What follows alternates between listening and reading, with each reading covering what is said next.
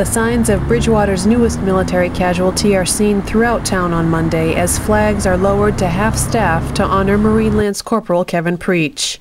The 21-year-old Marine died over the weekend from injuries he sustained when his Humvee went over an improvised explosive device in Afghanistan.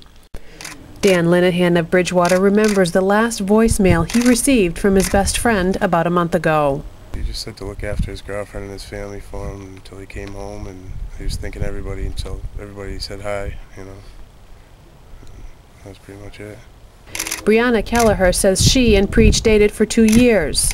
Everyone around him always felt comfortable. He would always try to make everyone feel comfortable, and if we were hanging out with someone that we'd never met before, he would always try to include them to make them feel comfortable, and he would always tell jokes, and after a while we would hear the same jokes over and over. But yeah, he was amazing. At Bridgewater-Raynham Regional High School, teachers remember Preach, a 2007 graduate, as a young man who dreamed of becoming a Marine. One of the most polite, sweet kids with the biggest smile you ever want to see.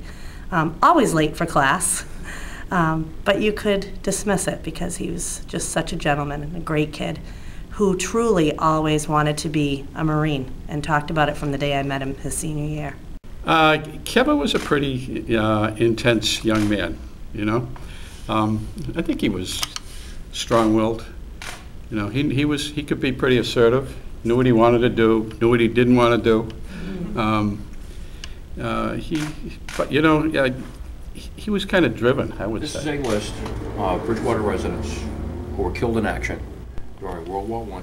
At Town Hall, Veterans Agent Roderick Walsh goes over the list of military casualties Bridgewater has seen over the years. As of today, we'll be adding another one. It'll be 42.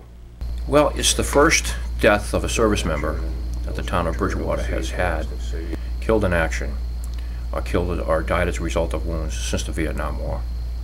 We lost 7 in Vietnam, 19. No one was home Monday afternoon at this Bridgewater home where Preach spent his teenage years.